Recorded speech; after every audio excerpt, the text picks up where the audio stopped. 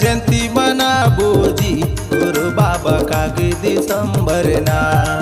चला जयंती मनाबो जी गुरु बाबा का दिसंबर ना।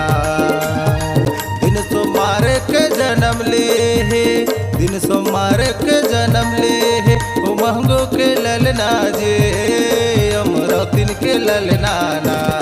चला जयंती मनाबो जी बाबा के आगे दिसंबर ना। चला जयंती मनाबो जी गुरु के आगे दिसंबर ना।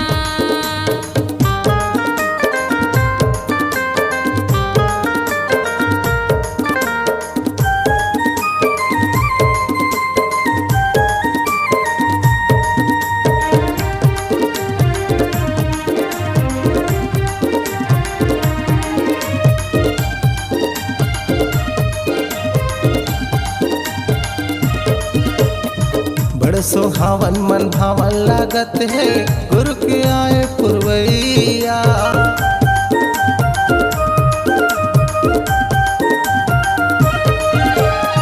बड़ सुहावन मन भावन लागत है गुरु के आए पुरवैया।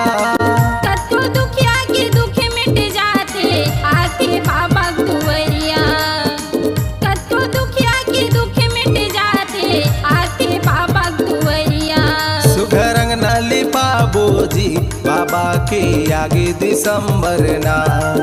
सुघरंग नाली पाबो जी बाबा के आगे दिसंबर ना।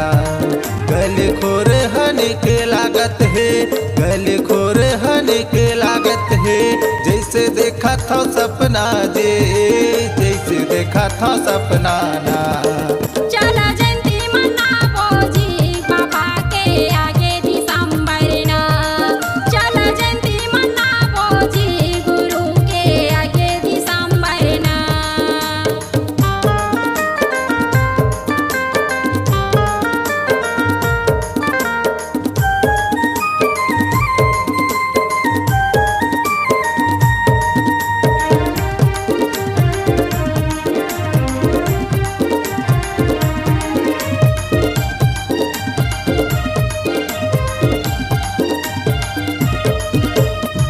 खीरपूड़ी कलेवा बनाबो गुरु बाबा ला भोग लगाबो।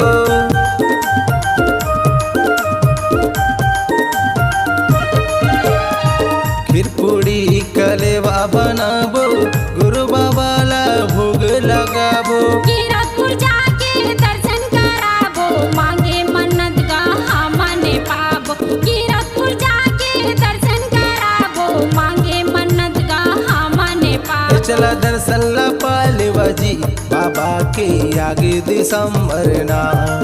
चला दर्शन ला पालेवा जी गुरु के आगे दिसंबर ना।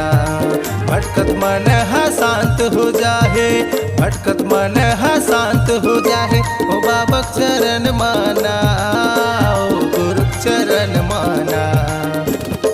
चला जयंती मनाबो जी बाबा के आगे दिसंबर ना।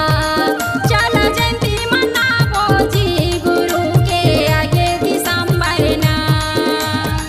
दिन सोमवार के जन्म लिए है, दिन सोमवार के जन्म लिए है, ओ महंगो के ललना दे अमरतिन के ललना ना। चला जयंती मनाबो जी बाबा के आगे दिसंबर ना। चला जयंती मनाबो जी गुरु के आगे दिसंबर ना। बाबा के आगे दिसंबर ना। गुरु के आगे दिसंबर ना। बाबा के आगे दिसंबर ना। बोलो परम पूज्य गुरु घासीदास बाबा की जय।